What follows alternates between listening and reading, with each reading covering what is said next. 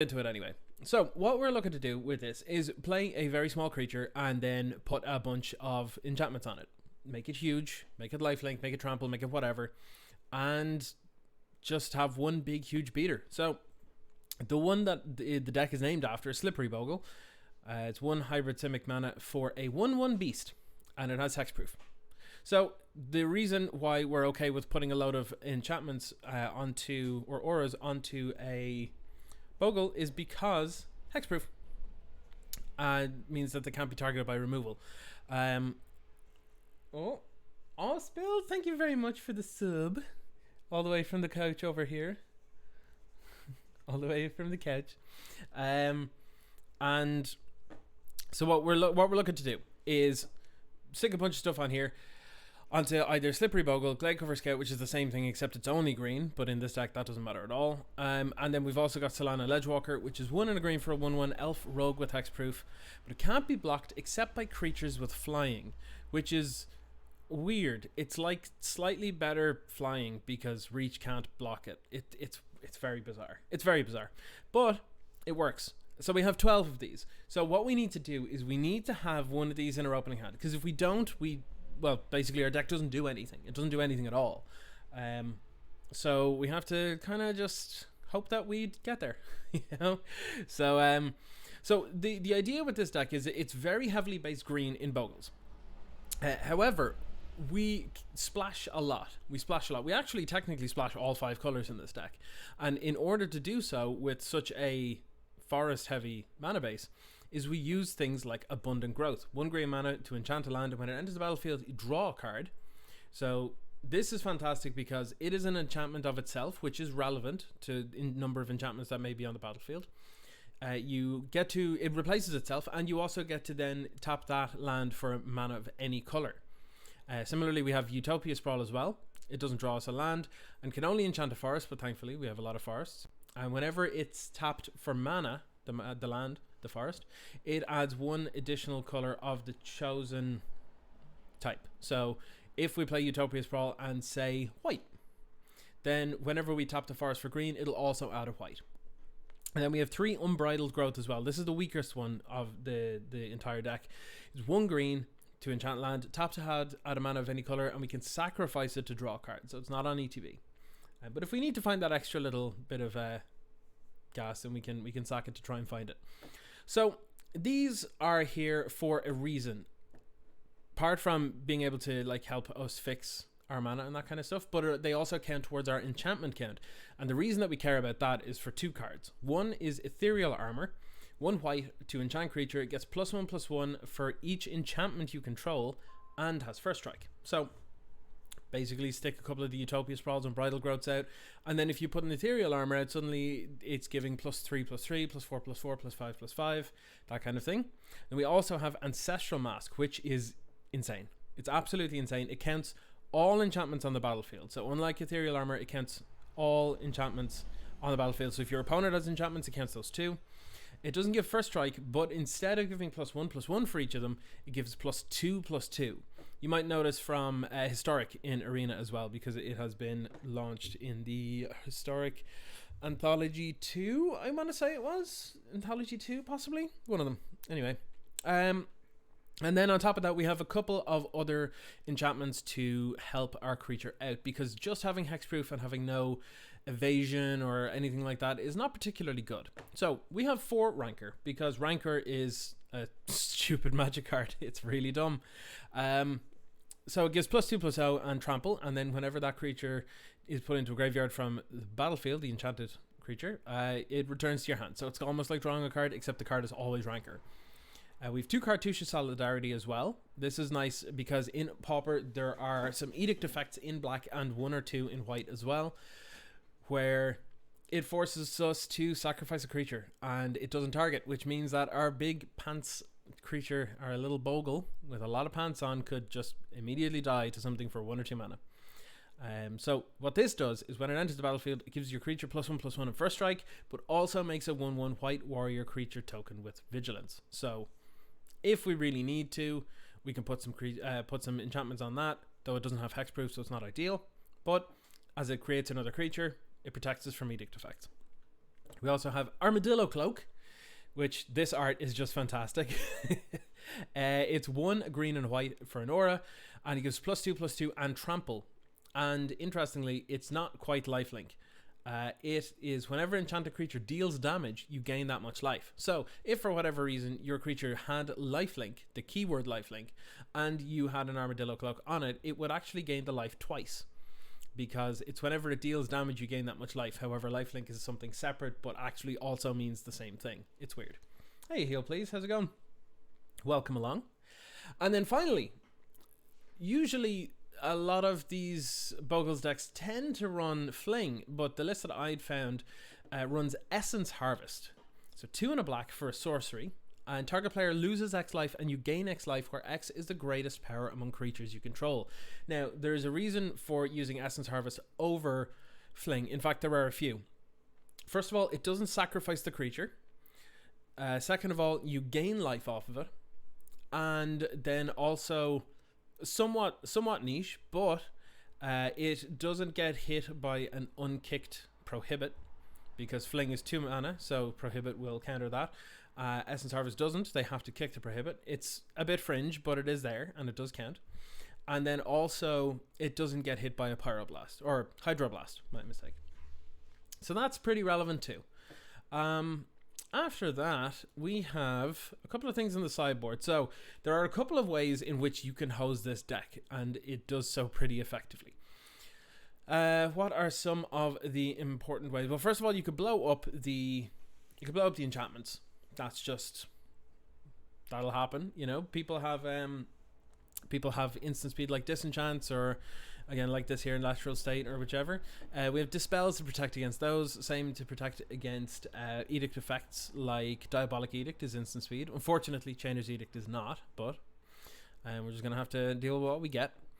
We also, against the likes of Burn and stuff, which is generally a pretty good matchup, we have 1 lifelink. Enchanted creature has lifelink. So again, like I said, this gives lifelink, but Armadillo Cloak does not. So we could actually potentially double gain life. We have Crimson Acolyte as well, which is pro-red, and pay 1 white to give target creature protection from red until end of turn, which is pretty good. Then we also have, now, Standard Bearer is pretty important. Standard Bearer is a card that the art won't load. There we go.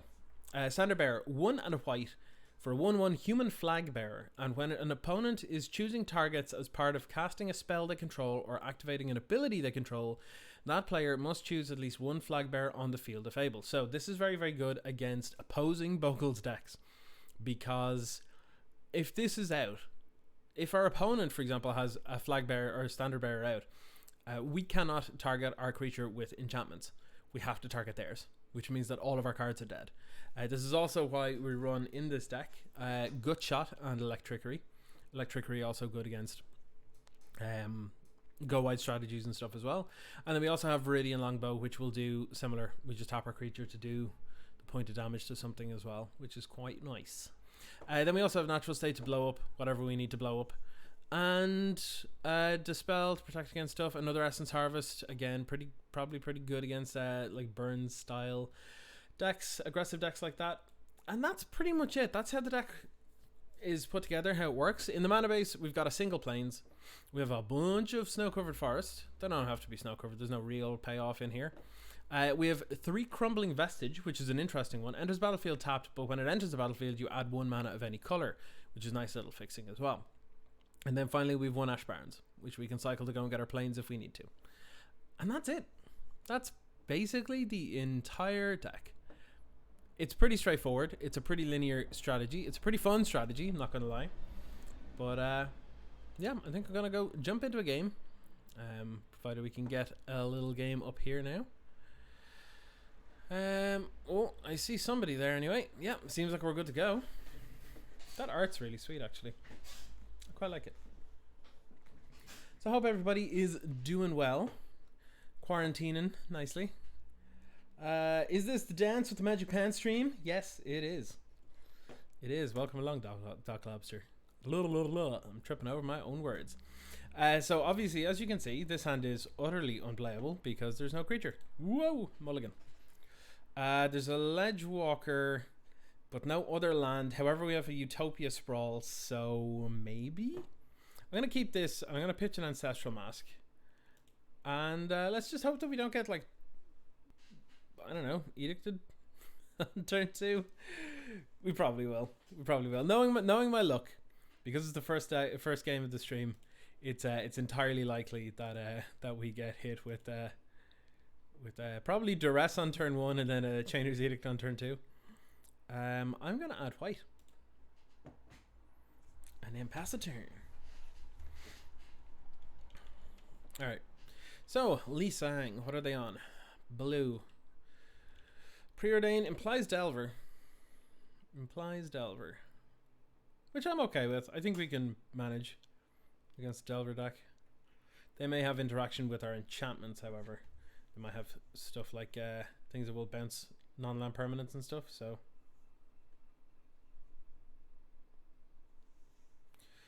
Alright.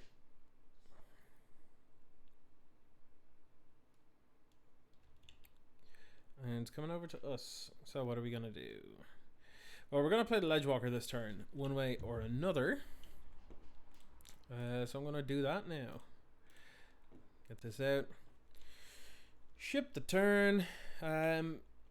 It's against decks like this that I'm pretty glad Daze doesn't exist in the format anymore. It's blue-white. Okay. This implies that it's inside-out combo. In which case, we might be good. I think I'm going to lead with Rancor here. Oof. Or. I think what I'm going to... yeah, this is an interesting one because we can try and run out something like Armadillo Cloak and just hope for the best. That's probably okay to do, actually, now that I think about it. Yeah. I'll yield to this. I'll add... Yeah, I'll add white. I don't think it matters. Boop, boop. I'm expecting a counter here. This is a very juicy target. So, what? Okay. I'm trying to think what they could have that could blow me out here. I don't think there's anything.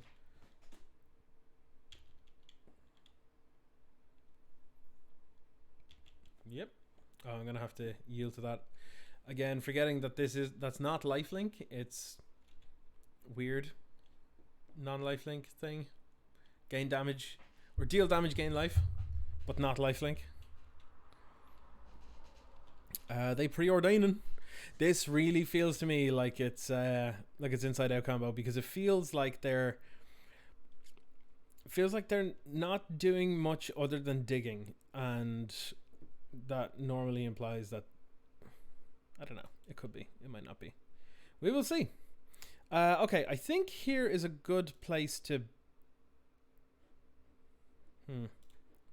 maybe I'll bait the Rancor out. Yeah, let's see if they'll drop a counter for this. Spell stutter sprite. A-okay. A-okay. This is where Ancestral Mask comes in. Feeling good. Feeling pretty good. This is gonna be gross. This is disgusting. 7/7 Trampler. Turn 4. What are you gonna do? What are you gonna do, opponent? I'm also gonna gain 7. Yeah, so this is yeah. They can't beat that. Sweet. Okay, so they have counter spells and stuff, so I'm pretty sure Dispel is probably going to be handy here. They've white, which is unusual for a deck with Spell Stutter Sprite in it. So I'm thinking that I don't know. Gut Shot may be useful here. Actually, Gut Shot's probably useful. I don't think I need the Essence Harvest. They feel like an awful lot. I'm gonna pull out one of these, 2 of these, I think, maybe. And then what else? Yeah, I feel like the Essence Harvests are not fantastic here.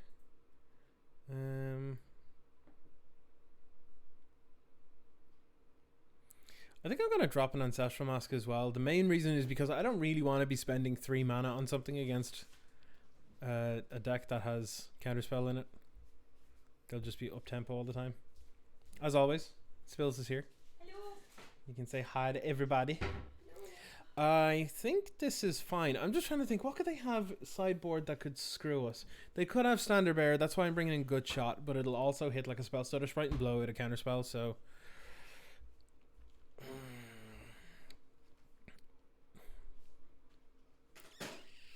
Maybe this is actually fine. Yeah, let's go with this. Let's fire away.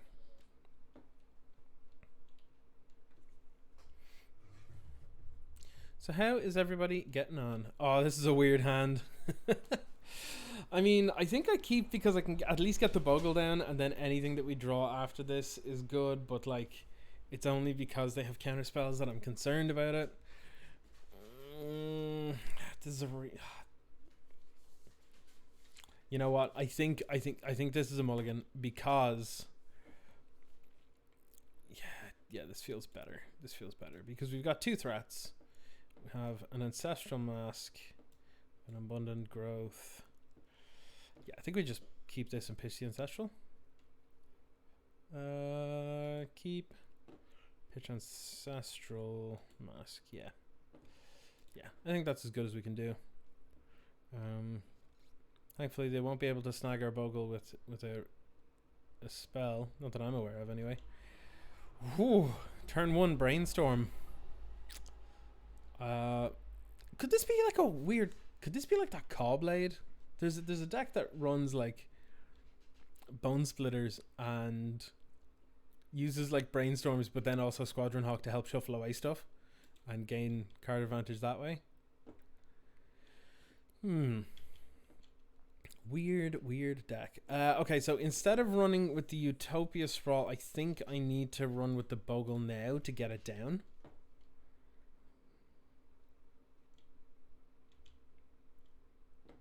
And then next turn, I might actually go Abundant Growth. If I don't draw a land, I'll play Utopia's... Actually, if I draw a land, then we're all good and we can just start dropping loads of stuff. If I don't, I'm probably going to have to play Abundant Growth to find one.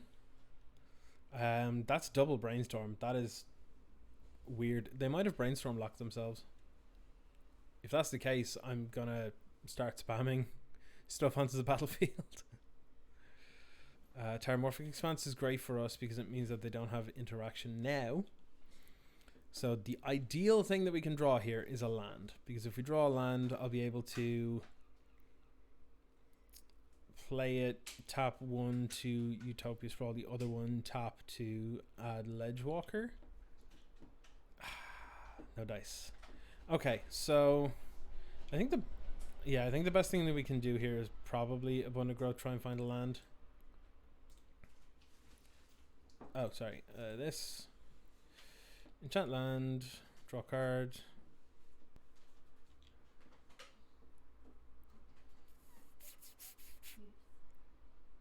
Come on, land. Come on, land. Come on, land. Are you leaving? Yeah. See you later. Okay. Yeah, I think we're just swinging in here. Yep. Terramorphic Expanse. Probably getting the planes, I'd imagine. Yep. Okay, so they're no longer Brainstorm locked, which is not ideal for us because we need to start getting stuff down. A second land here will be insane because we can tap 1 to Utopia Sprawl the other. It is Tribe. Oh god, we're in trouble. We're in a lot of trouble.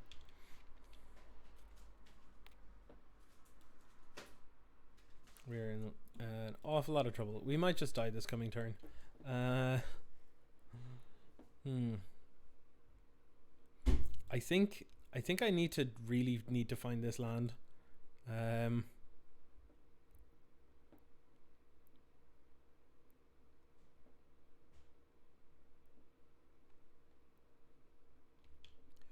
Draw a card. We only played this in the last stream, so that's pretty good. That's actually gross. that's really good. So we can't attack because they can just discard a card at instant speed to give a +0/+4, which means it'll eat our Bogle.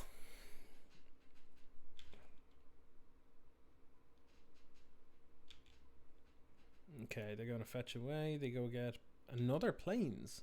That's unusual.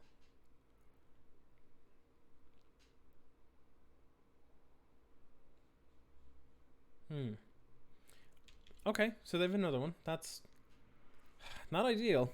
Not ideal.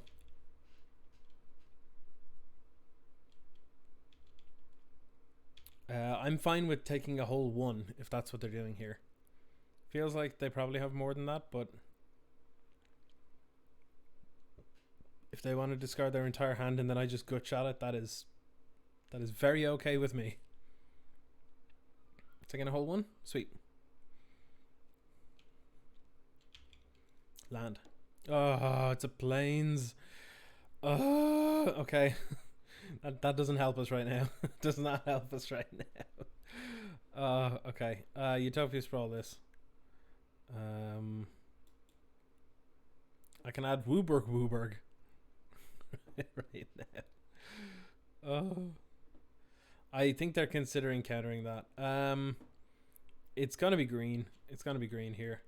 Then I'm gonna play this, and then I'm gonna pass the turn because I can't really do anything about this. But it's okay. This gut shot is actually incredibly good against this deck because they have to choose one to go all in on. They can't go all in on both unless they've like 10 cards in hand, which they definitely don't. So Ogre Balls, yeah, that's fine. That's fine. I'm not under pressure here. Like, even if they were to swing with all 3 at a time, it's still just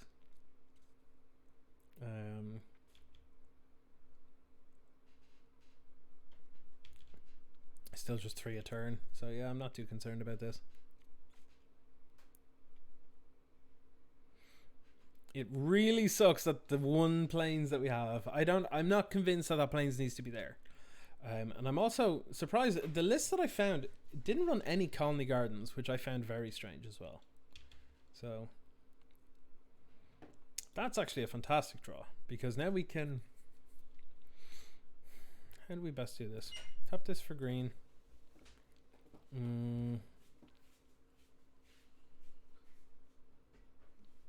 Utopia Sprawl this land.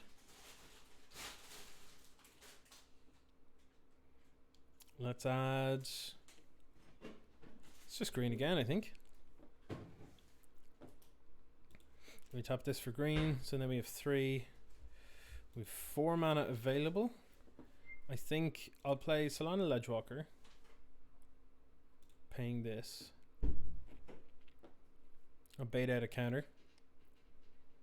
Because if they have a counter and they want to get rid of another creature, that's probably a pretty good way to do it. Glade Cover Scout. And then Rancor.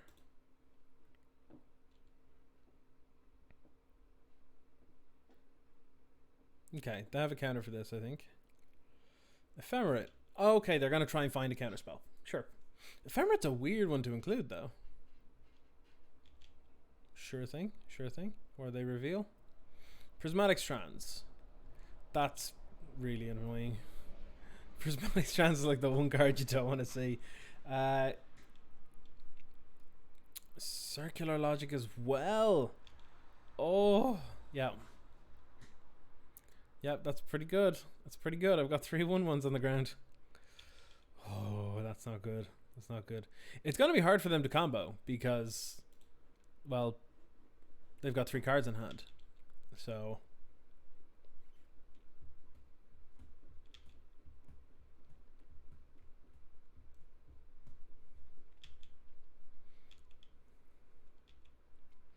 okay, you're gonna pass turn. Ephemerate comes back. Maybe Ephemerate's okay in that deck, actually. You know what? Ephemerate's just a stupid card. Ephemerate is actually just a stupid card. Yep. Do a flicker on the Augur Balls. I'm looking forward to this Wednesday, actually, 2 days from now, when I will be playing in the early access stream for Ikoria, a layer of behemoths. Yes. Is this where we die?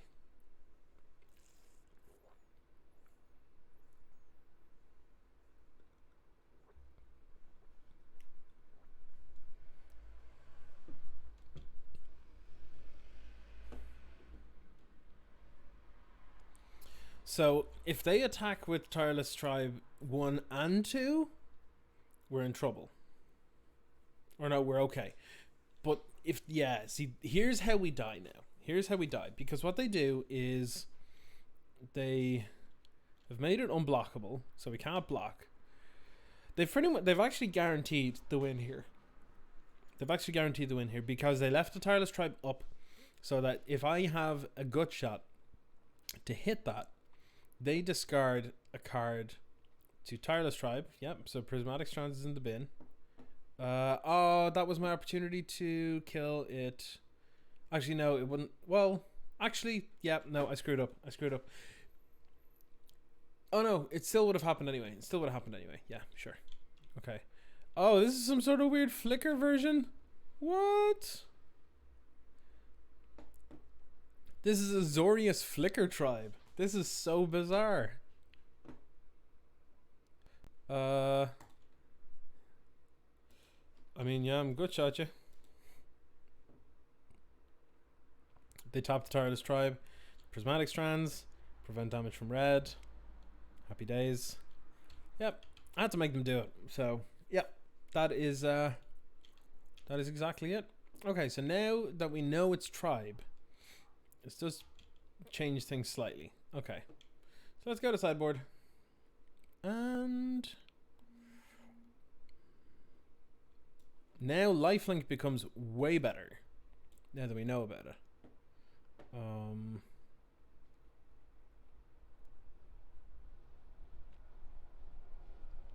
Standard Bearer is also good now because it prevents them from being able to cast Inside Out on their own creature, which cuts off that side of things. What else? Electrickery seems okay though. I'm gonna remove a Dispel. Actually, I think the Dispels just aren't that great now that I think about it. They might just not be good. Good shots are still fine though. Prismatic Strands is a pain. Maybe I'll cut. Oh, this helps us race. I think the cartouches are probably the weakest for dealing with stuff here. Yeah, this is probably fine. It's probably fine. Look, it's no big deal. No big deal. It's all good. The Essence Harvests are actually also probably pretty good here. But there's only so many cards I can put in and take out without diluting the power of the deck. So yes, I'd love to play first with a creature in my opener. Gotta love to see it. Yep, I'll be keeping. So yeah, we've got some stuff that we can do. I'm happy to play the forest and play Glade Cover Scout out now. Get around any kind of counter or anything like that they might have.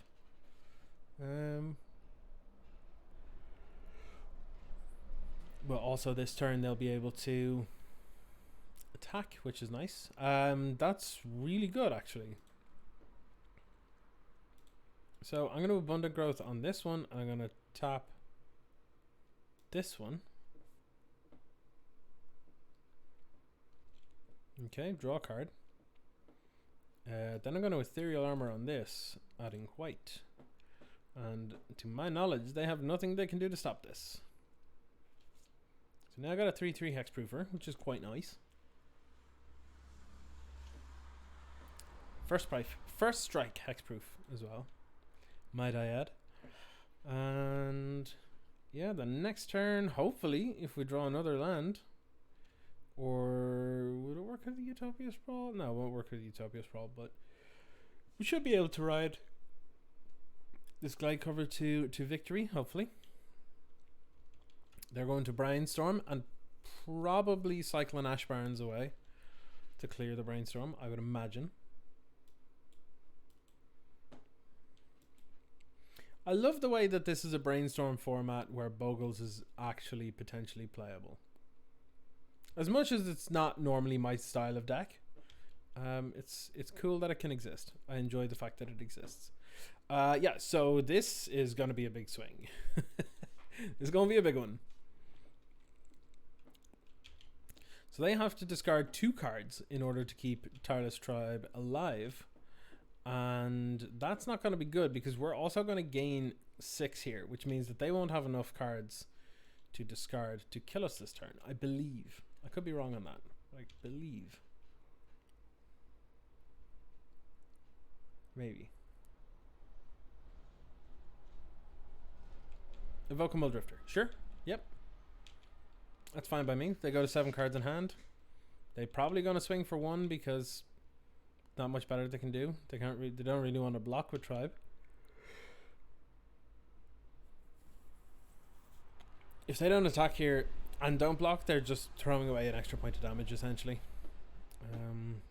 If they're planning on blocking with Tribe, that's like really, really poor. It means that we're in a really good spot. I'm going to Unbridled Growth on this forest, and I'm going to tap the same forest for it because I have no reason not to. Do I want to risk sacking the Unbridled Growth to maybe find like another Ethereal Armor and actually probably just win the game here? Yeah, I'll draw a card. 1 mana cantrip in green. It's great.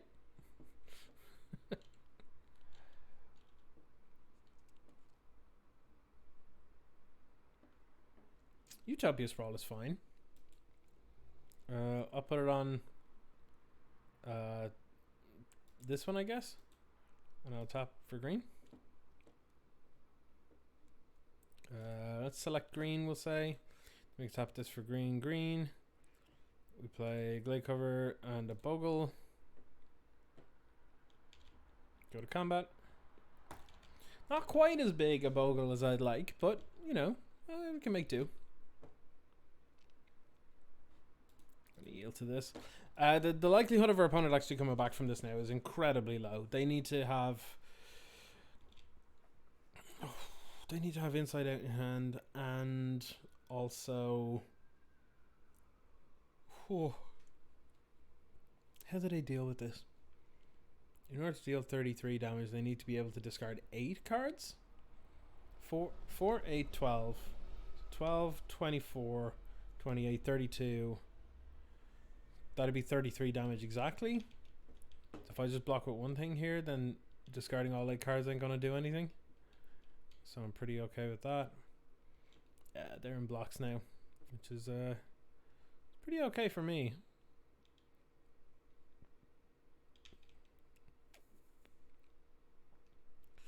Okay, they don't need to know that we have a forest. We can just go right into combat.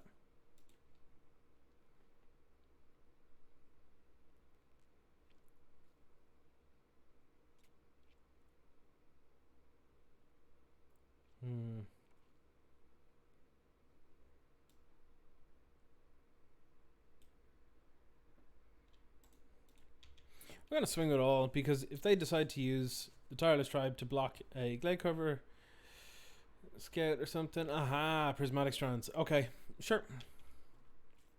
Yep, that's going to prevent all damage. Yep, I forgot all about Prismatic Strands for some bizarre reason. So I'm going to play out the Glade Cover. I'm going to tap green.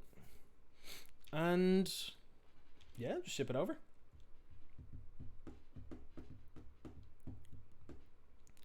It's a bit strange to draw this many creatures and not enough enchantments, but stranger things have happened. Okay. Yeah. So I see. Okay. Yeah. All right. So they've built what is arguably the most irritating deck I've seen in a long time, which is Stonehorn Flicker Tireless Tribe. So they use Stonehorn Dignitary. This is annoying because when it enters the battlefield, target opponent skips their next combat phase, and the way that's worded is if they were to now ephemerate that, it would skip my next one after that again. So I am essentially missing a combat here. So I now physically lose beginning combat, attack, block, and damage, and end combat. I now have untap, upkeep, draw, main, end. Which is very irritating. I'm just going to play this out because they would know if I had something by now because I would have played it. But even if they don't have a flicker for Stonehorn Dignitary, they can flashback Prismatic Strands by just tapping either Dignitary or Tribe. So they scryed one top and one bottom, which is not good for me. Not good at all. Okay. They likely found that Augur Bolus off of it. So yep, I'm going to yield to the Augur of Balls. They whiffed because they're playing way more creatures than they should for an Augur Bolus deck. Yep. So here we go. Here's the problem. So they flickered Stonehorn Dignitary. So now they have forced us to miss our next combat step. And then when it's their upkeep again, they're going to flicker Stonehorn Dignitary an additional time. Which is really frustrating. Not gonna lie. But the next time it's our combat, we're gonna kill them. We're gonna kill them with this 16/16 first strike, trample, hexproof, and functional lifelinker. So, yep, they're gonna target Stonehorn, and then we are screwed. Oh, they're targeting Augur. Oh, that's actually much worse because it implies that they have a way of getting around. Oh god. Okay. Yeah, they just found a Prismatic Strands, so that makes an awful lot of sense. So they can, even if they were to prevent all the damage from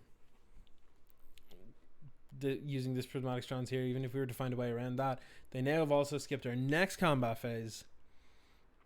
Oh god. Okay. I mean, I don't know how they win because I don't know how they get through the Glade Cover Scout and deal 33 damage to us. So it's also going to get real big. This is going to be a 25? 24? 1, 2, 3, 4, 5. 21. 22. Oh, no. 25. Okay, yeah, 25. 25. Oh, God. Skipping combat. And then just, yeah, passing the turn because there's not a whole lot we can do.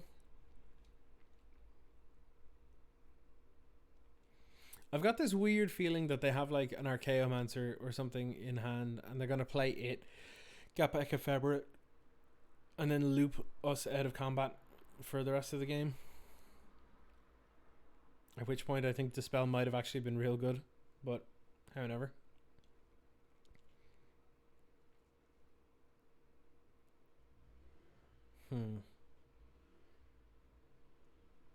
So a lot of people don't like Tireless Tribe because it's a combo deck, and combo decks sometimes just win out of nowhere and can feel a bit bad, and that's understandable.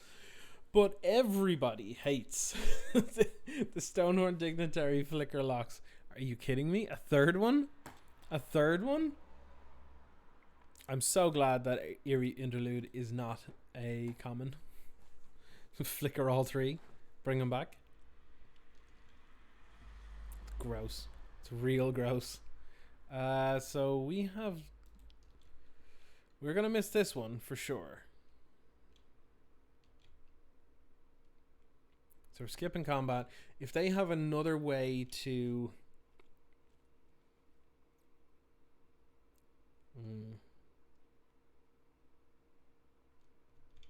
basic land cycling, sure.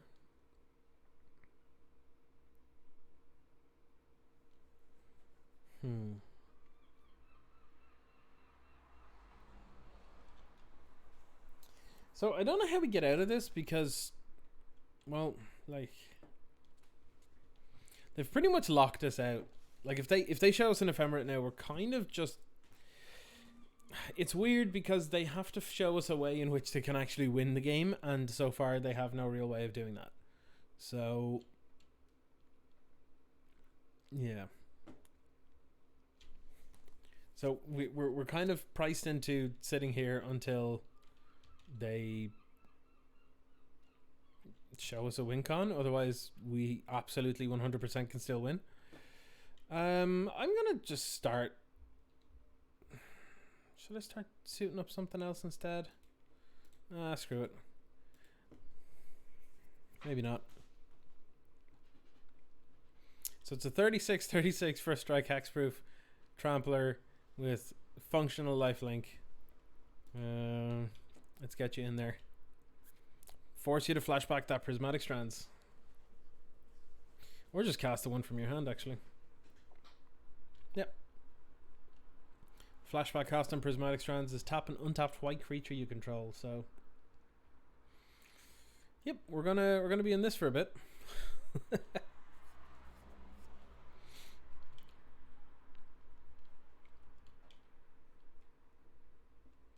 Okay, opponent. This is one hell of a battleship right now. 36. I think this is among the biggest I've played. I haven't played a whole lot of Bogles myself, I'll be honest, but this is definitely among the biggest that I've made. So they've shown us Inside Out. I'm not convinced they can kill us yet, though. So there's that.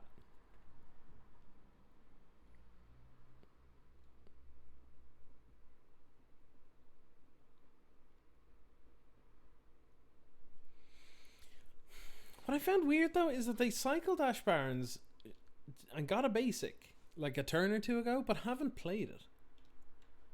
Like, there's no reason for them not to. If anything, they're going to be low on resources here because they've only got 4 lands, which, you know, for the most part will be good, but they have to Shadow Rift the Tireless Tribe. You know, like, I know they're trying to keep like number of cards in hand, but they're already going to need 3 mana in order to Inside Out and Shadow Rift. So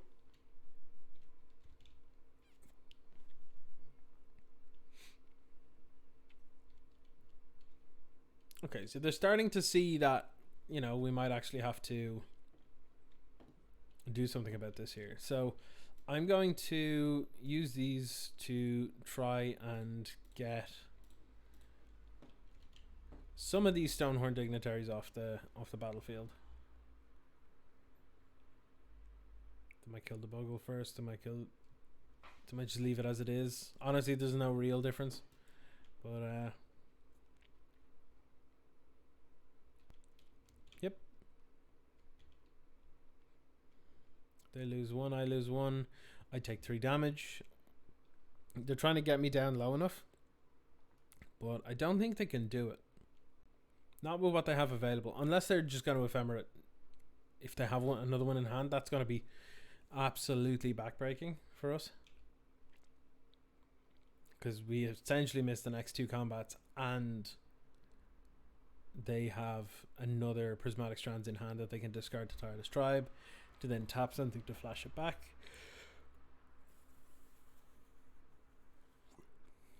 Yeah, not really looking forward to this, but we will see.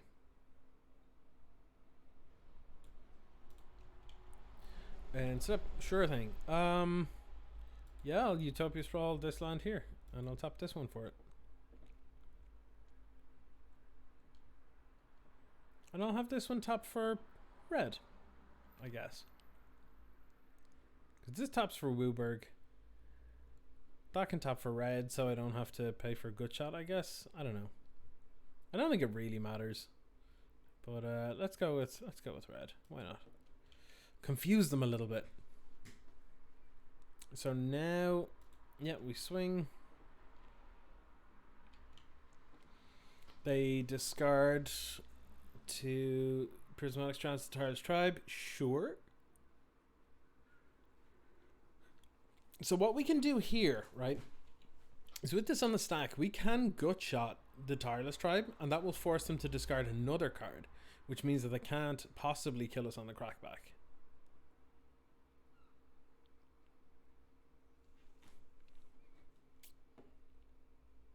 Maybe I'll try it. No, I think I'll hold a Gut Shot.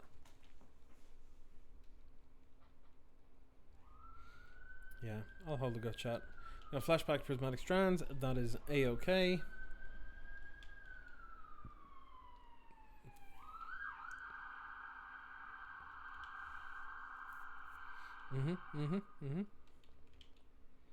Yep, then pass turns. They've got 7 cards in hand this turn, which means if they draw, or if they discard all 7, that's plus 21.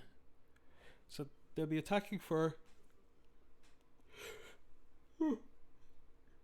Excuse me. It'll be 22 damage total. Not going to be enough.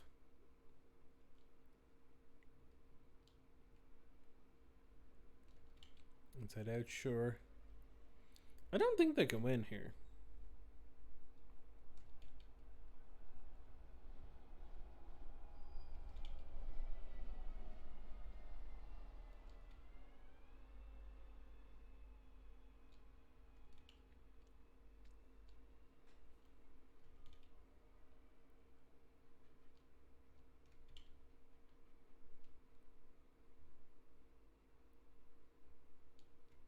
They're holding up a... I know what they're holding up. They're holding up a circular logic, so they can discard it to the thing and make me counter unless I pay 16.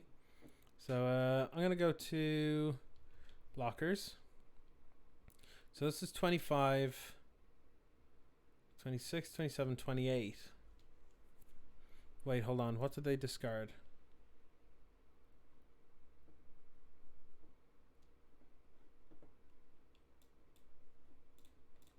Okay.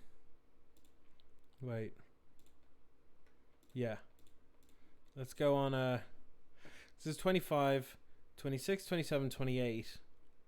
If they discard something to it, I can gut shot it and kill it. I think I'm in an okay position here, unless there's something I'm massively missing here. I believe the card that they have in hand to be... It's not Prismatic Strands. It's got to be a Circular Logic. It was a Dispel. Okay. In that case, no cards in hand. Good shot.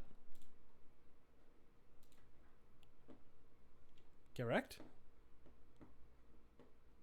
Cool. Nice one. Nice one. All right, that worked well. That worked really well for us. Oh, Good Shot's a dumb card. All right, let's jump into another one. That worked well. That worked very well.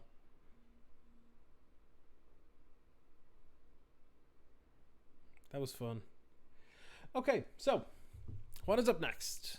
What are we playing? How is our hand? Our hand is literally unkeepable. 3 ledge walkers, no lands on which to sand.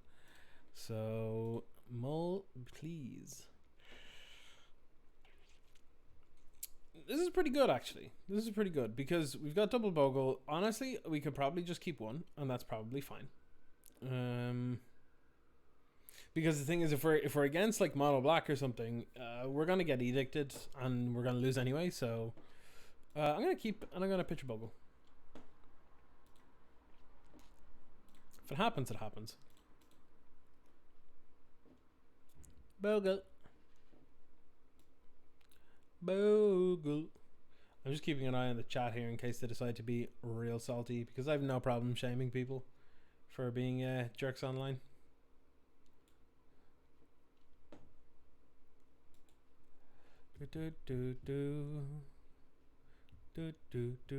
So for anyone that hasn't played against Bogles or anything before, a lot of people tend to be, well, quite honestly, children about it, because, you know, they like good, fair, interactive Magic, and anything that isn't that is considered bad, which is incorrect. You know, sometimes it's fun to play Storm or Bogles or whatever it is, or Tron or whatever, and you know, if you want to sit like, and sometimes these people will come out and like either in chat here in Magic Online or in paper as well, it'll happen, people just being like really, really whingy and salty, and it's honestly it's kind of hilarious to see, to be perfectly honest. Okay, so this works out really well. I'm going to Crumbling Vestige. I'm going to make this produce a green. And Utopia Sprawl, targeting the forest using the green. Make it tap for white. And then I'm going to tap this, add an Unbridled Growth to this so it can tap for whatever color. And then we can play Ethereal Armor.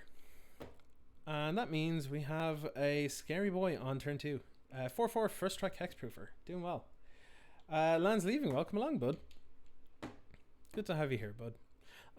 Yeah, playing a bit of Bogles. Annoying a few people. It's been working out well so far. Been working out well. We beat what was the last one we beat? Azorius Flicker. What was it? Azorius Flicker Tireless Tribe, which was awful. Like real awful.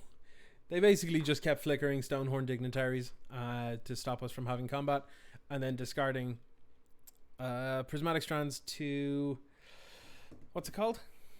They're going face. They're going face. Discarding Prismatic Strands to Tireless Tribe and then flashing it back by tapping it. It was real gross. So yeah, not great. They're gonna have a very bad time here. So. Hey, Land's leaving. Thanks for the host. Armadillo Cloak. So it becomes 7/7. Yeah, we're winning this game. You go to 10. I go to 25. And then next turn, I turn it into a bajillion. Yeah, this is how the games are supposed to go. This is how the games go. It is very linear. I will say it's an extremely linear but well loved deck archetype. They do have ways to beat us, by the way. These Boros decks, they've Celestial Flare, though that's only really played if there's a lot of Bogles going around, which there isn't at the moment. Oh, they're desperate, cracking a clue in their main. I think we just win the game here. And before deflecting palm is not common, so thankfully. You are Utopia Sprawl, but yeah, okay, yeah, they knew they were dead. We could have Utopia Sprawl the Forest and it would have added an additional 2, but that's all good. Okay, so what are we going to bring in? They're gonna have Standard Bearers for sure. Standard Bearer is very good against us, so I'm gonna bring in Gut Shots to deal with those. Standard Bearer basically forces us to put auras onto them instead. This is Pauper. Deflecting Palm is uncommon. It's at least uncommon anyway. That much I know. This is not good enough, I don't think. I know it does what basically Gutshot does as well, but I don't think we need it that badly. They don't really have much red, which is fine. Lifelink's probably somewhat relevant, but also who cares? What am I pulling out? They don't really have edict effects, and that's what the cartouches are best at, so I'll just pull those out. This feels like it's a pretty good matchup.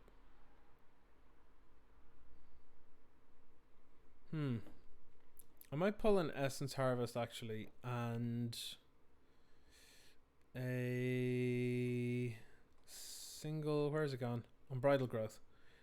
I'll cut those as well so that I can add in 2 dispels, because I believe they have decent ways to blow up enchantments, and they're at instant speed. So let's find out if I'm wrong, right or wrong, whichever. You just put my head. You put my head in a little Easter basket because it looks like an egg. Is that what that is? Is that what that is? I don't know why I stopped on their main. That makes no sense. Big egg head on me. The big egg heading you. This is a mulligan because we have no creature. This is a keep because we have a creature. Let's see. This and this is pretty good, and this and this. Honestly, I think we're just pitching a forest. Yeah, I think that's kind of all we need to do here. This hand is just bonkers. So I think what I want to do is I want to Utopia Sprawl this turn, because that will let me play Slippery Bogle Ethereal Armor next turn, instead of having to then tap this to add the Utopia Sprawl the following turn instead. I think this just allows us for better velocity, I would say, for this this coming turn. Lets us get more stuff out quicker, basically. If we draw land here, it'd be pretty nice, because it means that we could play a ledge walker and ethereal armor. That'd be pretty good.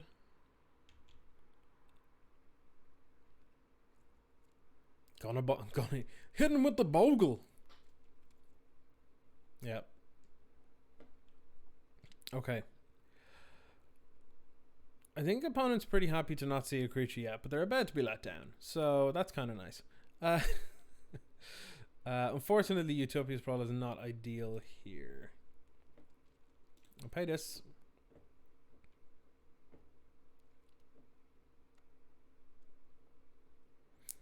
I've found with this deck, in the few times that I've played it so far, people, like I was talking about a minute ago, people have a tendency to react very negatively to it, and might actually just like early concede because they're big whingy babies.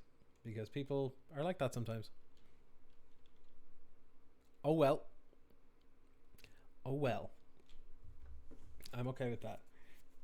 Land's Leaving, I'm looking forward to D&D later. Land's Leaving is my DM, by the way, to everybody else. So, we got a little 3/3 first strike hexproofer. It's been too long. It's been a whole 2 weeks.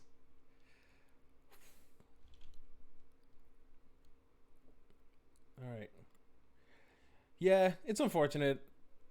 Kind of had to, I suppose, yeah, but do what we gotta do. It's the Squadron Hawk version. Okay. Cool. My to-do list didn't originally include murdering hawks today, but you gotta do what you gotta do.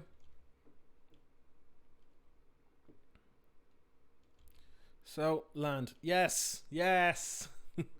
Alright, I'm good with this now. So, we can tap to Utopia Sprawl this one. Which I'm going to have to tap for green. Which I'm going to then tap, play Solana Ledgewalker using this and this and this and this and this and that and the other and stuff. And then I'll tap, put it on this one so I can tap for more stuff. Rogue Zebra, Bogle time. It is in fact Bogle time. I kind of feel like the gut shot isn't terrible on here now because I've already stacked a bunch of enchantments out and I'm kind of just going to murder people at this point, but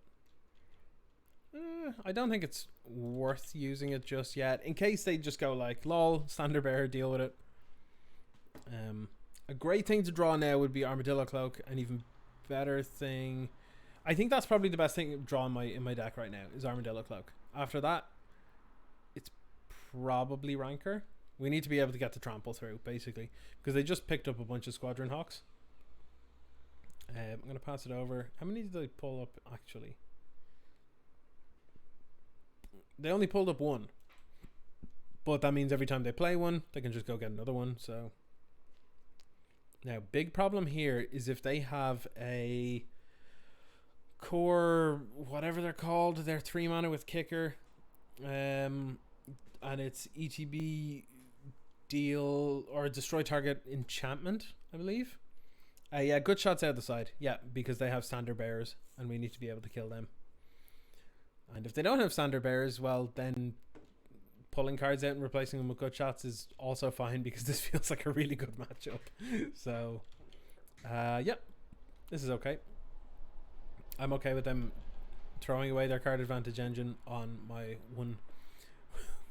one little weird froggy beast with some pants on. So I'm okay with that. Terrible draw, unfortunately, but hey, do what we can do.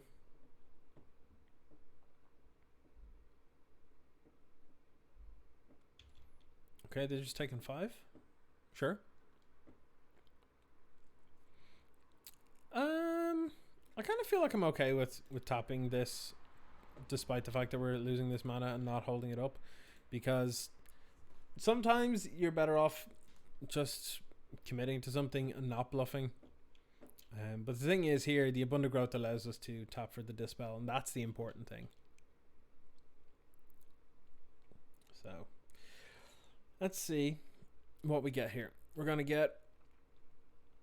This could be Monarch. Oh, Battle Screech. Oh, God. Yeah, okay, we need We desperately need a something.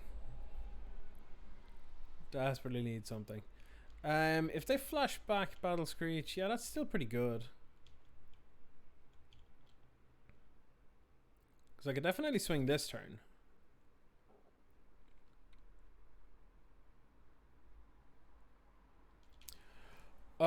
Yeah, that's a no from me, dog.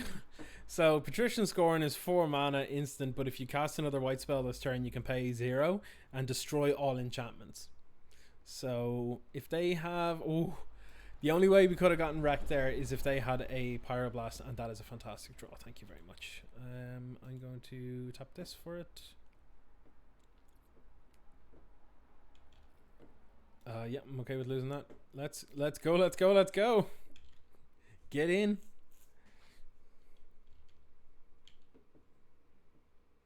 You're going to 9, opponent. I'm still on 20.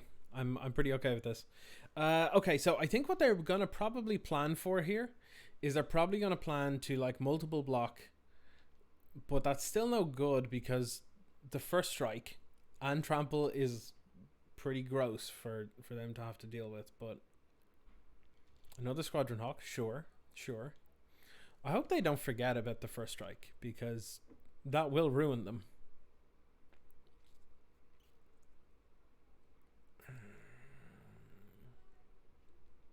This feels like a weird old version of the Boros Monarch decks that ran Squadron Hawk. They don't normally run Squadron Hawk anymore. But hey, let's just get it on in there and just see what they have. So if this is a more of a go wide strategy and they have something like Guardian's Pledge or something where they pump the entire team, then we're screwed, sure. But feels like that's all they can have here, possibly. I feel like they're... I've got this weird feeling in my stomach that they're not reading the thing, but this could also be Prismatic Strands territory here. I think they just read the first strike when they just pulled everything off of it. So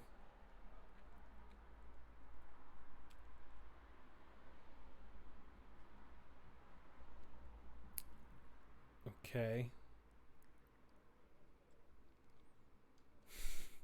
I think they're very confused. They've no good blocks here. If they have an Anthem effect, which I now know they don't because they threw everything onto it and then whipped them all off, which tells me that they just don't have it. I swear to God, if they just don't block at all and then we get them with a gut shot, that's going to be the funniest. If they just block with a single bird token, they're safe for this turn. Oh my God, they didn't do it. Prismatic Strand. Okay, sure. Yeah, that's how they get us. I was expecting Prismatic Strands somewhere, but yeah, that's okay. That's fine. I'm gonna tap this for. Actually, I'll tap this. Tap this for green, because this leaving this untapped means that I can pay red mana instead of actually paying life for it. So next time, well, unfortunately not. They're probably going to attack with everything except for maybe one bird, and if that's the case, then that's really good because we'll get to... Okay. Yeah, so here's how they do it. So they're going to become the Monarch. They're going to start drawing cards. We're still in a reasonable position, but not great. Palace Sentinel is going to make this hard. Step, draw a card. We now can't attack, can we? We can attack with the Bogle, and well, now we definitely can. Now this forces them to use the Prismatic Strands, which is good, which is real good. Because this is now 19 power, so do your worst. We should probably have swung with these actually. That was a mistake on my part, I think. Yep, flashback. That's A-okay. I am aware that... Actually, yeah, we probably should have attacked with one because there are a couple of ways in which we die here. One is that they have another Patrician Scorn, where they destroy all enchantments and we're screwed. Another one is Celestial Flare, which is white instant target. Target player sacrifices an attacking or blocking creature, I think is how it is, which is pretty good. They got quite a board presence, but it ultimately doesn't do a whole lot. Are they planning on throwing everything under the bus? No, they're flunging. Okay. Sure. Do I want to block the Sentinels? No. Well, I don't know, because I can block the Sentinels and then Gutshot it? Is that worth doing? 1, 2, 3, and then 4 here, 7, 8, 9. It means we're technically dead next turn if we don't. And if they don't have it. If they have another Prismatic Strands, then we're in trouble. Yeah, no, I'm not going to block. I'm not going to block. I think we're all in on this plan. They could potentially have a couple of Galvanic Blasts, and then we're just really screwed. But it reeks of another. Sure, it reeks of another Prismatic Strands here. They left 3 mana up and everything, so.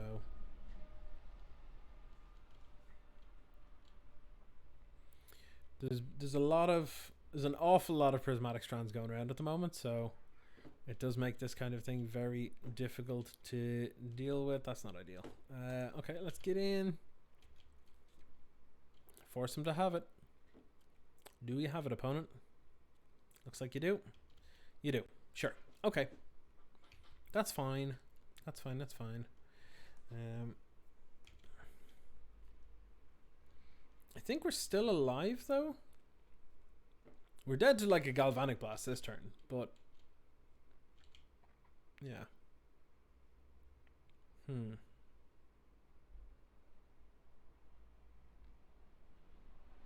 Okay, yeah, that'll just gain them an additional 3 because the damage is prevented, so it doesn't actually kill the Seeker of the Way, but the Seeker of the Way still deals damage, so they'll just gain 3. Yeah, it's pretty good. Pretty good.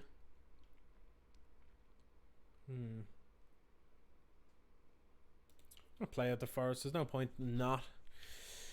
No, are we dead? Are we dead? There's a very real chance we're dead because they do run Bolt and stuff as well. I've noticed this is non-artifact version. There's no artifact lands so far. They would have had it by now. So if we see a Flunge, yeah, this is telling me that they have a Bolt. Oh, maybe not. Maybe not.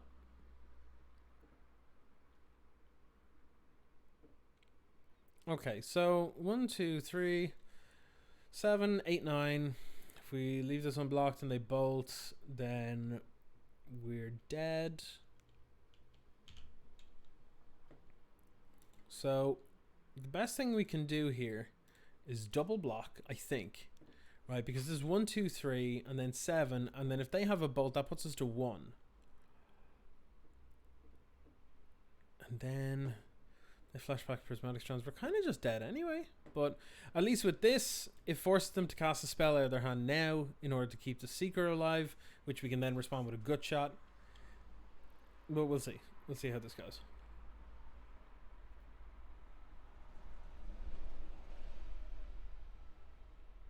Okay, so they have got a bolt.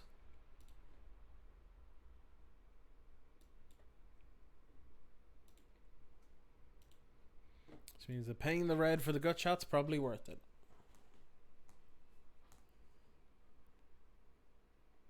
They have another bolt, don't they? Yeah, had to be the double bolt. Yep, that's it. That is that. Alright, let's go into the final game. So, we know what to look out for this time. They have more instants than I expected, so Dispels are going in. I'm going to bring the Lifelink in because this definitely feels like a race. And Essence Harvest wouldn't go amiss here either.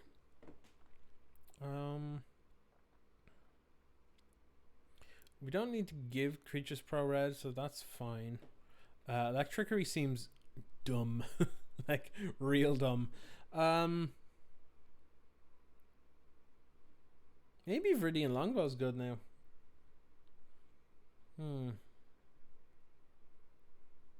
What did we see there? Is there anything else that we could swap around? Honestly, I actually think Ancestral Mask is probably not good enough here. It just costs a little too much. It makes them huge, but it doesn't give them trample. It doesn't really do a whole lot, so I'm just going to pull it out. And maybe we don't need 3 Essence Harvest. Maybe 2 is fine. Yeah, let's go with that. There's no point in bringing in our own Standard Bearers because, well, they're pretty good in the mirror, but yes, I'd love to play first. Thank you. I'd love to mulligan this hand though.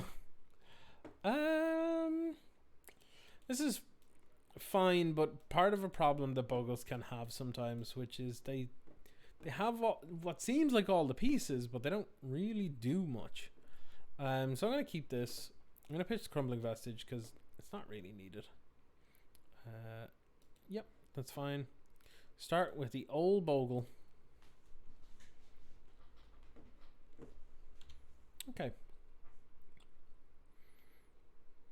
Has anybody else in here played Bogles actually? Have they got any suggestions or tips? Because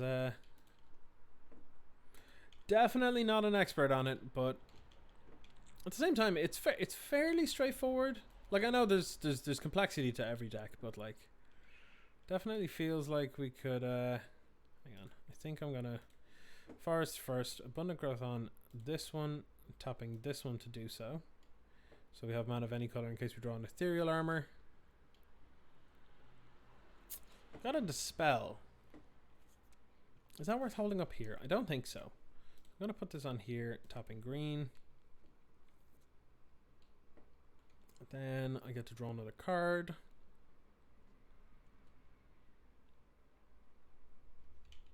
Okay. Should have yielded to that actually. Okay. Over to the opponent. See what they're gonna do. So real good draw here is like Armadillo Cloak or similar. We got game 1, we lost game 2, so this is game 3. Rogue Zebra. Yeah, we got by some bird tokens.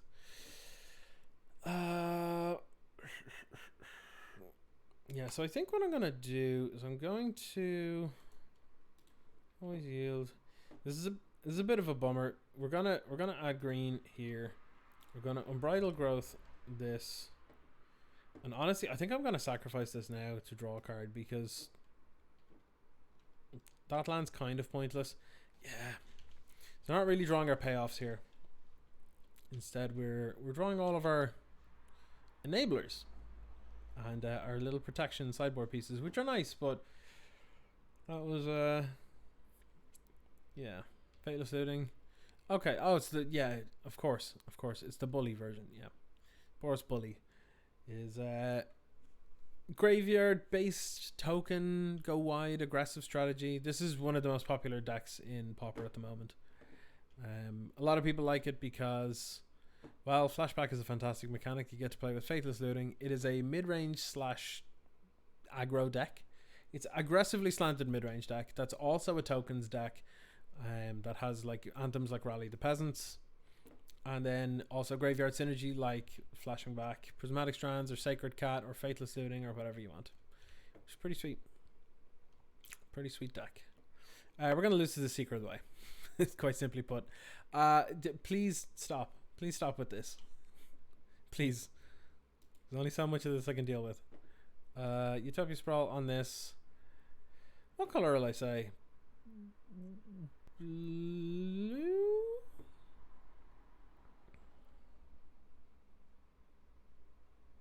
Sure, blue. Why not? Why not? Forest. I should probably have put it on that Forest, truth be told, but you know what? It's fine. No biggie. At least with this, we can now tap this for double blue so we can dispel the spell if we need to.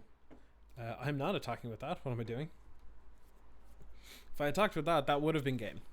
That would have absolutely been game. That would have been right click, concede. Yes. So, okay. 2. Ugh. Okay.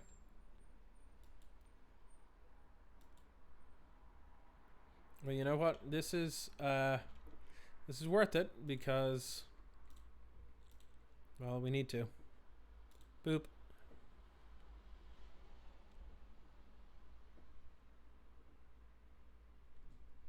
They're still swinging for 4 here. It's pretty heavy. Yep. We need an armadillo cloak off the top. We definitely need an armadillo cloak off the top. That would be the best draw right now. Absolute best draw. Armadillo cloak into ethereal armor, maybe. Probably the best thing. Or actually, even if we just got the lifelink one. Actually, no, that's no good because it doesn't increase our power toughness. So, yeah, that's no good either. Okay. Oh, the draws are being bad this game. The draws are very bad so far. Yes. Okay.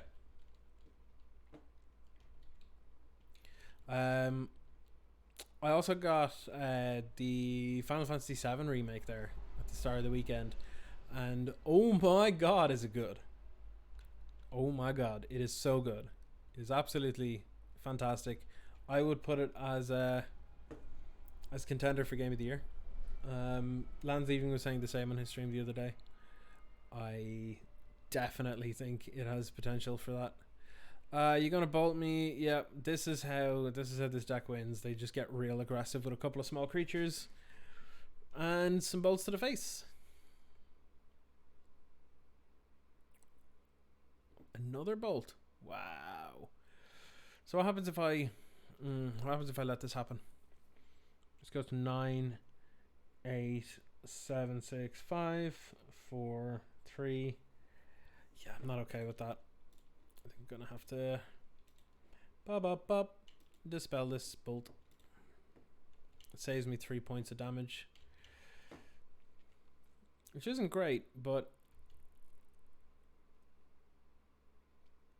I'm taking 6 here, which means that they have to replicate that in order to win again next turn like that. So yeah. Oh god, Rancor is bad here. Rancor is bad here.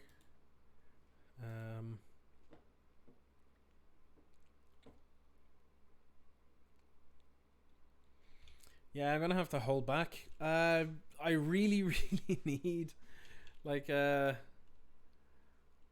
something off the top. And so yeah, it's just Armadillo Cloak or bust at this point. It's Armadillo Cloak or bust. We can at least block with the Bogle on something and kill it and get the Rancor back. It's at least a line that we can take. And if we absolutely have to, we can block something and gut shot as well. Okay, here's where trouble happens. So they're gonna go get a bunch of Squadron Hawks. They'll probably pick up 2 here, bringing the number of cards in their hand to 6. No, they just took all 3. That's fine.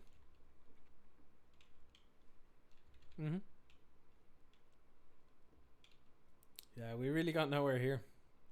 Maybe a mulligan to 5 was the right thing to do. Maybe. They just skipped combat, which makes me pretty happy. Ethereal armor's pretty decent.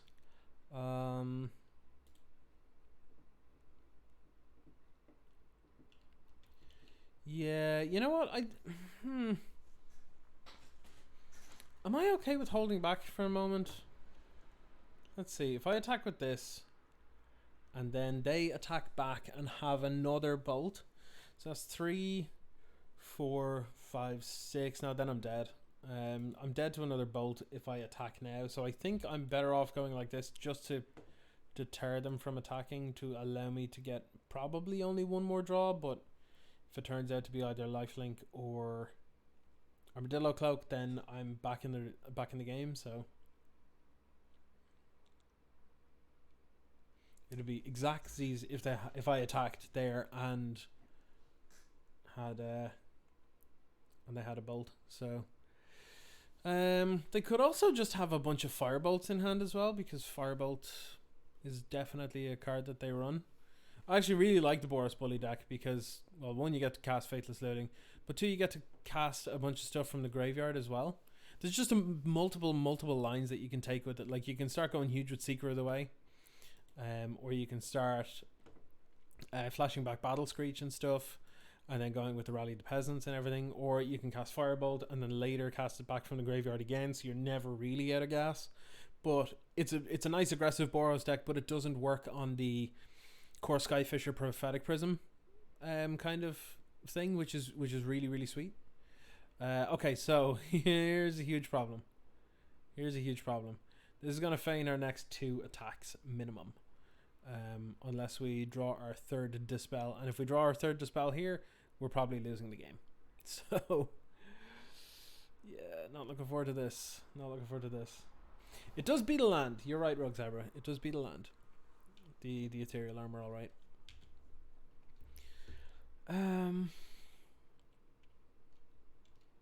You know what's a weird and interesting thing, right? A weird and interesting thing is that I think that when it comes to design in some cards, I find it fascinating when. So I see what they're gonna do here. We're just gonna force the block.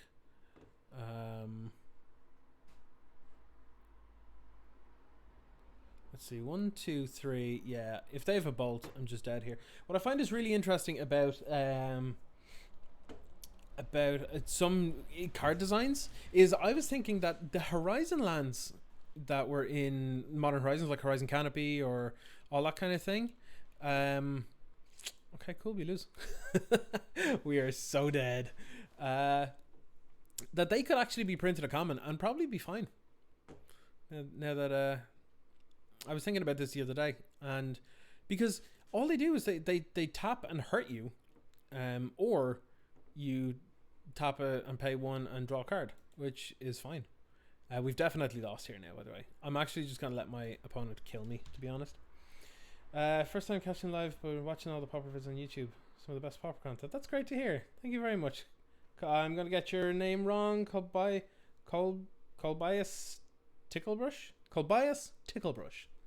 Is that correct? Is that even remotely close? I'm going to just play at everything. The scores have been awful. You know what? Here. Have a ranker. Yeah. Patrician scoring is pretty much specifically for Bogles. So that's unfortunate. I can fit one more game in, and then I am going to have to go and prepare a very quick dinner because I've got D&D at 7.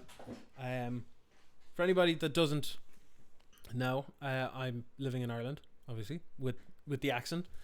Some people say the accent's really strong. I don't think it's particularly strong because I don't talk like this, So, yeah, it's let's see. We won the Dairosi. I'll go first, but yeah. So it's 6 o'clock here, and we still got another hour to go. And Jesus Christ, there's Leanne. Did I hear you from a distance mock my accent? No, not your accent, but similar. Leanne's here, by the way. I'm going to keep this and ignore Leanne for a moment. Go ahead. If we enchant their creature, it makes their scorings worse. It does. It means that their creatures get strictly worse. I should have this video up on, by the way, Kobayas, I should have this video up tomorrow. And before that, I should have another, what's it called? I should have another one from last Friday up as well, which should be good. I'm going to Utopia Sprawl this now, and this is an awkward one. I'm probably going to say white here because Abundant Growth is fine and all, but it's not ideal. But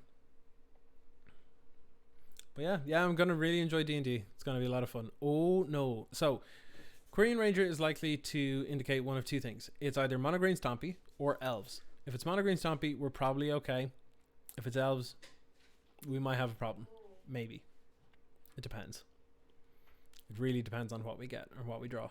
Okay, so this is pretty good. Let me see if there's a best way to do this. No, I think the best thing we can do here is Salon and Ledgewalker into Ethereal Armor, and then next turn Abundant Growth Rancor.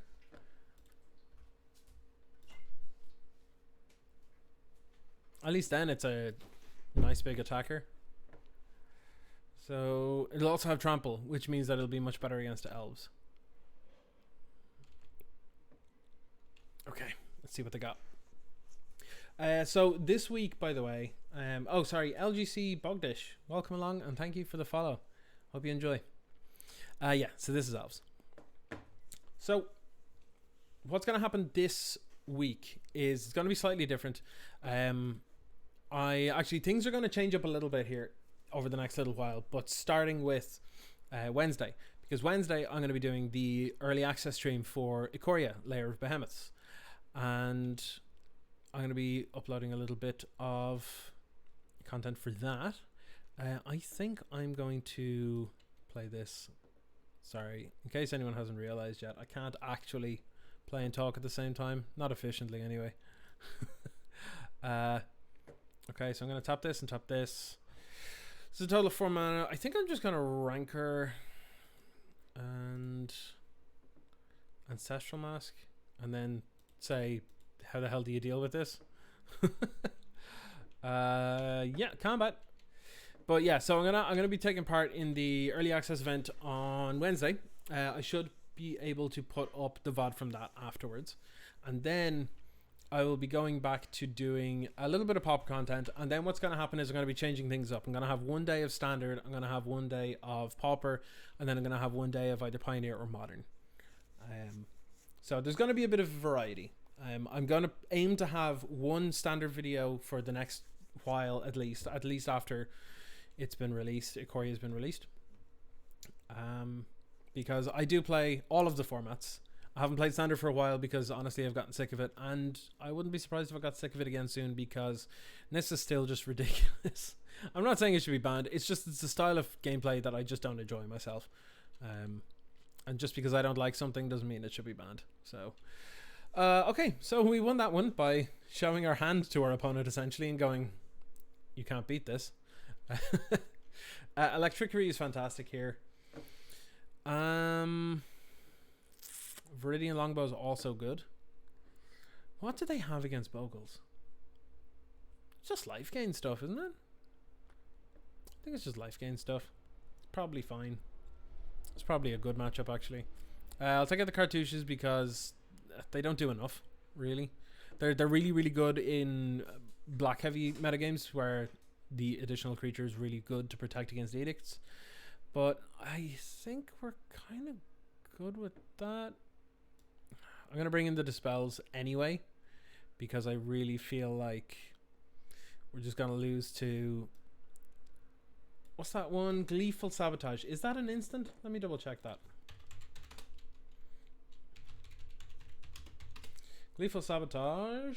Sorcery. Ah, it doesn't work. Okay, it is sorcery. Let's pull these Dispels out. They're not going to be useful at all.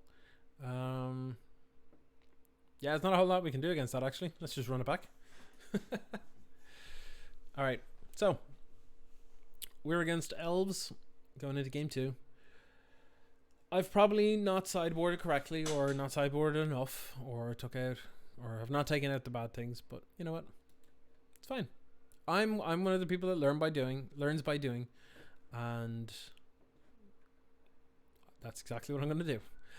This is not great, but I really don't like the concept of mulling to 5 with this deck, so I'm going to keep this and pitch an Unbridled Growth because it's the worst of its kind. And honestly, I could probably have brought that out and replaced it with maybe like the Gut Shots or something to help slow them down, because they're like, we're essentially racing here. Like, I'm doing my thing, they're doing their thing, and yeah, not ideal. That was a great draw though, because we can get down on the board now, which is pretty decent. And then next turn we have a redraw to draw a land, to then have another redraw, which gets us closer to playing Ancestral Mask, and at that point it'll be really good. We just don't have trample.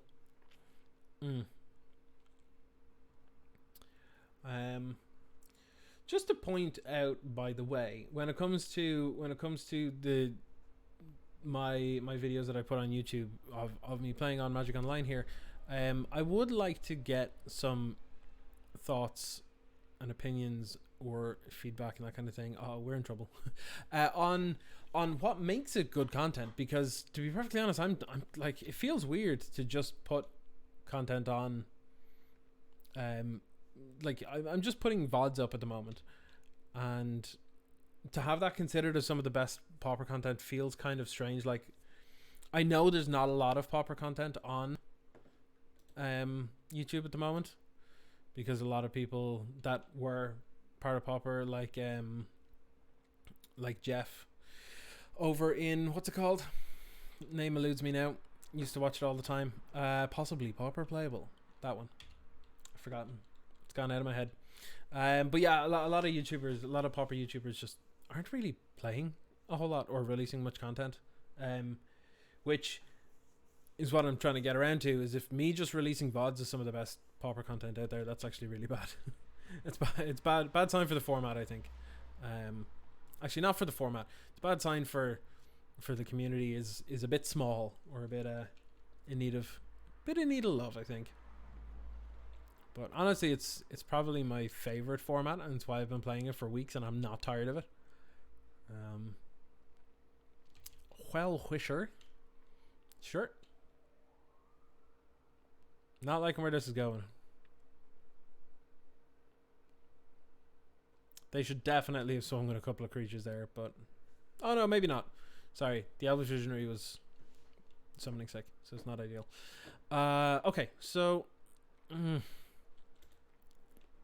At least we can get our Ledgewalker out now, which is kind of the main thing that I wanted to get out. Because at least now, if we... Someone going by on a skateboard, which is real weird in a pandemic, but hey, as long as you're not touching anyone, it's probably fine. Anyone not from Ireland, by the way, currently in the situation here is we can't go more than 2 kilometers from where we live. We should stay indoors where we can, as in, you know, we shouldn't like go down the road to go pick up a coffee or something, even if we're not sitting in somewhere, which nowhere lets you sit in anymore, because of those reasons, you know. But is that good enough? Is that good enough? Probably not, but you know what, let's try it. But yeah, so we basically can't really do anything or go anywhere, but thankfully our I'm just gonna add another green, I think. Tap to add green. Actually, I'm gonna tap to add white in the off chance that I get an ethereal armor here. And I'm gonna abundant growth this. But yeah, it's not ideal. It's not ideal, but they were very God damn it.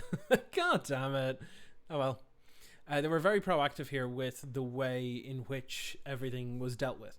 So, you know, they were like, you know what, we haven't really got many cases of coronavirus right now, but what we're going to do is we're just going to shut everything down and make sure that it doesn't become a huge fucking problem. Which is pretty good. It's pretty good, gotta say. We're getting like roughly weekly updates from the government being like, listen, here's the situation. It's looking like the things that we're doing, like the social distancing and staying indoors, and they don't like using the word lockdown because it's not really kind of thing. Hold the phone, what? I mean, I know it's an elf, but what? Oh, I see. Okay, so they have the one that taps to give +X, where X is the number of elves you control, and Glistener Elf just, in fact, yeah. Okay. It's a weird thing to do, but sure. But yeah, it's okay here. It's fine. We don't feel like we're fucked like a lot of other places are, to be honest. So I'm gonna tap this for green. I'm gonna Utopia Sprawl here. I'm gonna have this one tap for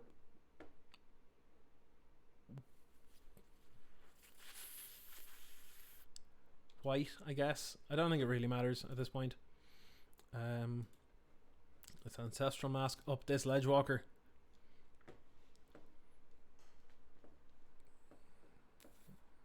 So this is 2, 4, 6, 8, 10. Oh, it's each other enchantment. My bad. It's 8. I'm okay with swinging for 9, getting them close to their starting life total.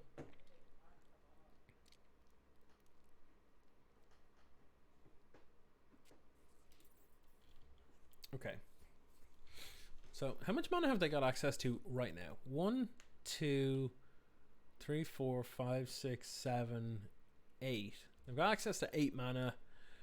9, 10, 11, 12 mana this turn. So I know their hand's very close to being empty, but it's very likely that they have something like Lead the Stampede or Winding Way, or because of Burstclaw Rangers they could have, what's it called, Distant Melody, and then just draw a bunch of cards, which would be very bad for us. But it's interesting how they're not doing anything. Okay, well, I'm going to tap this for green, and I'm going to rancor up this Ledgewalker. I feel like this is going to be how we win the game. Then we Ancestral Mask this, which is going to be gross.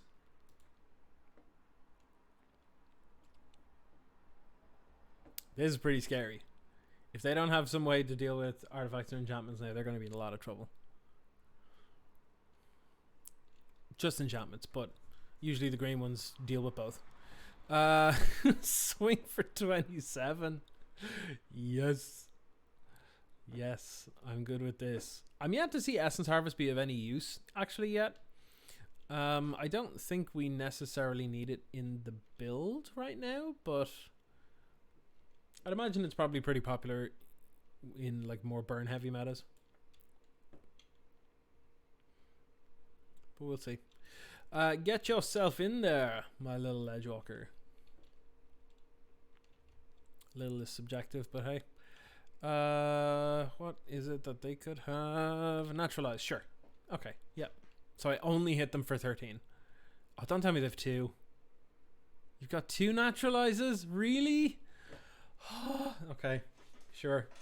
They've got the answers. Well, they aren't able to kill me this turn, so that's kind of nice, I guess. But also, they've no cards left, so... Okay, they've 1 card left. Okay, now they've nothing. That's a pretty good sign for us. Because this third Ancestral Mask is going to be pretty decent. Pretty decent indeed. They could really start swinging with a couple of creatures here. Like, these Visionaries are kind of pointless at this stage. They have access to so much mana, it kind of doesn't matter. Oh my god. Yep. Alright, cool. Well, this is how we're doing it. This is how we're doing it. Boop. Yes. Let's go, let's go. How big is this monstrosity? 22. Alright, let's go. Opponent, you're gonna have to kill me this turn. You're gonna have to kill me this turn, or blow up the Ancestral Mask again. Which I'm not convinced you could do. I don't believe they can do it. But we'll see. Is this game 2? This actually feels like a pretty good match. I'm not gonna lie. But target creature gains trample until the end of turn. That doesn't do it though. So they're gonna have a bad time. They're gonna have a bad time. They honestly, I'd be nearly dead if they were attacking at this stage. They're really not recognizing that for a lot of this they were actually probably the beatdown. Okay, that's also gross. They've no cards in hand, so let's tap that green. Armadillo Cloak. Now I gain 2 through 27 life.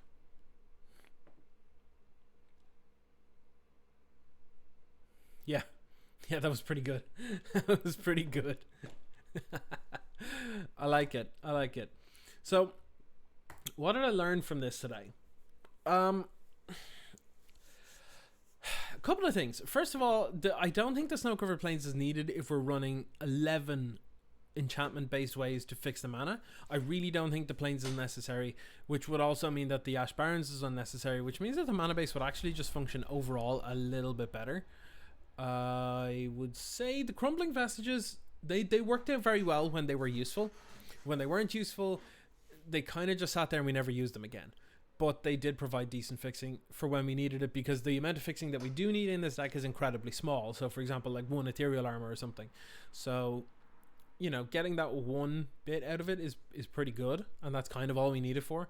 So I would say 3 Crumbling Vestige is fine. I would replace the Ash Barrens and Snow-Covered Plains. In my opinion, I would probably replace those with Colony Gardens, the land that enters the battlefield tapped but creates a 0/1 plant creature token.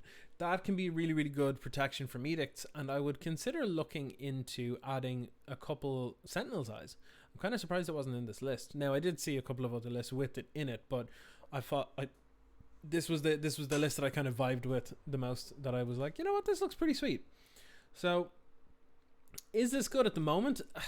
It's weird to say, because we're obviously not talking about like a paper meta or anything like that at the moment, because we're locked up. But if you really like it, if you really like the idea of playing with Bogles, absolutely play it, because it's one of those decks that it's real sweet. It's fun. It's like there's very little thinking to it. There's a bit of maths with Ethereal Armor and Ancestral Mask, but other than that, it's pretty straightforward. It's pretty fun. If you want to just salt people out for as little effort as possible, you can't do better than this.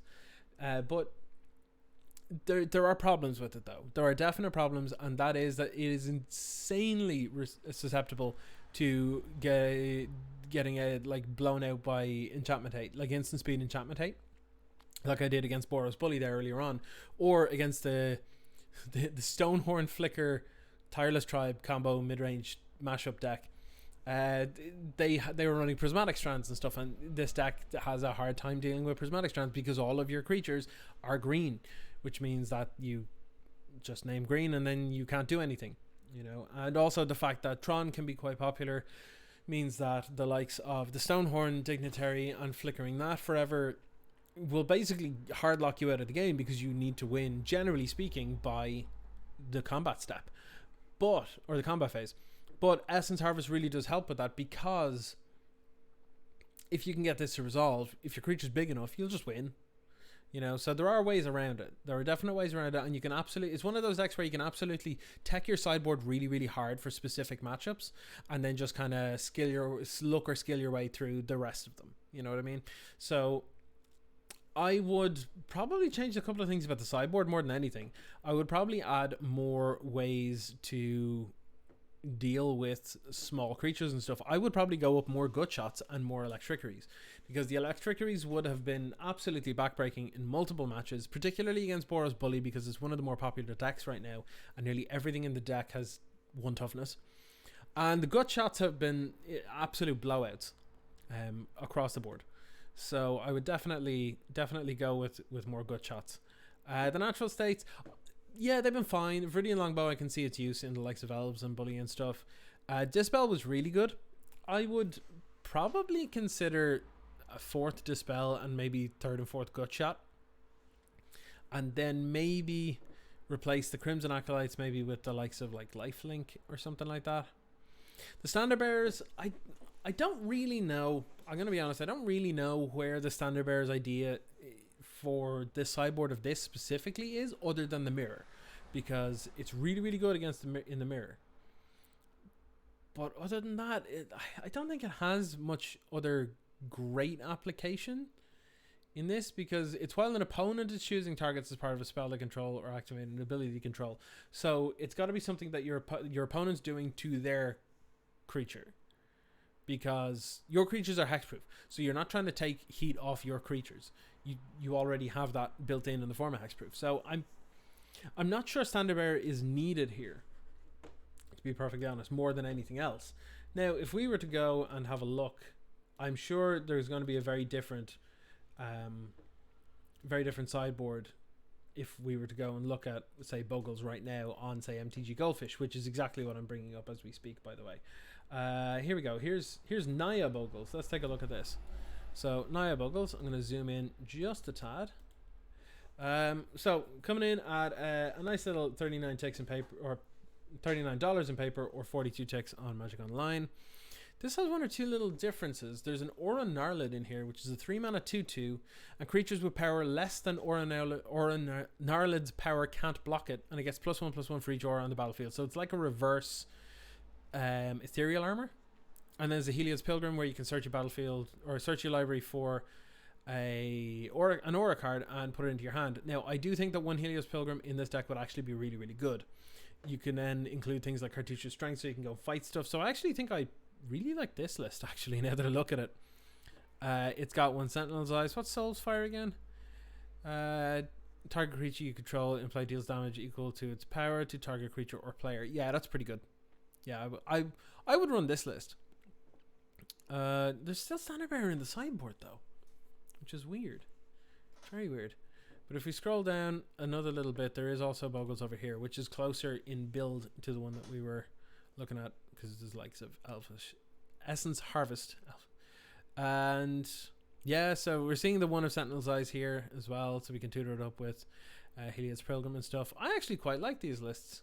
Now that I look at it, these are a little updated, which are pretty sweet. Yeah, I would probably go with something along the lines of this. It seems pretty good. But yeah, would I recommend Bogles in Pauper? Yeah, I would. It's definitely, like, as you can see here in terms of how often it's played, it's a little bit down. So like here I would say the top 3 decks I would say are tier 1. So you got Tron, Boros Aggro, which is the Boros Bully deck we played earlier, and then Burn. And then after that you've got Affinity, Delver, Mono White Heroic, Mono Green Aggro. And then from then, I would say you start getting into sort of like tier 2.5-ish with the Mardu aggro and the Scred Fairies and Mono Black Control and all that kind of stuff.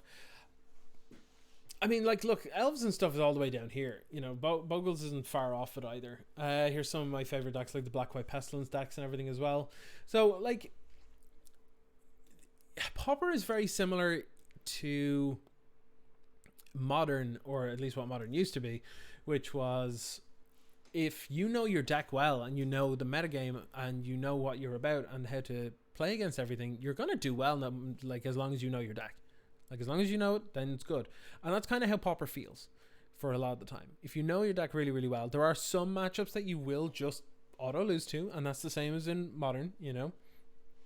Like, a lot of the Boros Monarch decks lose to Tron, and that's why they went the Bully for variation instead, going more aggressive so you can get under the fog lock. And yeah, so yeah, learn your decks basically. Whatever you want to play, just learn it inside out, and you'll do good. You'll do great. But that is going to be it from myself. I desperately need a haircut. Jesus, look at the state of this. Look at this mess. All right, look at this. This just looks so. You know what this hair looks like? You know when you start a game and it's usually like one of those games where you have a default character where you can choose to kit them out with different things, like change their appearance and all this kind of stuff. They're usually the silent protagonist kind of job. I have default man hair number 1. Like that's exactly what this hair is right now. Like default man hair number 1. So yeah. But yeah, desperate for a haircut. But anyway, thanks everybody for coming along. Hope to see you on Wednesday on stream for the early access event. I'm really looking forward to it. Ikoria looks to be badass. I'm gonna have unlimited access to everything on Arena for the entire of the stream, which is gonna be fantastic. If you have any deck ideas or builds that you want me to try out, I do have a lot already, but if I have time to fit them in, I will. Send them over to me on Twitter, at me over there. If you're not yet following me here, please do so. It's a huge help. If you really want to support me, you can either get me a coffee, it's down below. The donation link is there too. You can join my Patreon. You can subscribe to me on YouTube. You can subscribe to me here. You can follow me on Twitter. You can do this. You can do that. There's loads of things you can do. That's basically it from myself. Everybody take it easy. I hope you're all dealing with this quarantine or lockdown or whatever it is in your country. I hope you're all dealing okay with it. But until Wednesday for the early access stream, I'm gonna see you out with a nice little bit of retro wave. But take it easy. Wash your hands. Wash your damn hands. Don't make me tell you again. But keep on janking.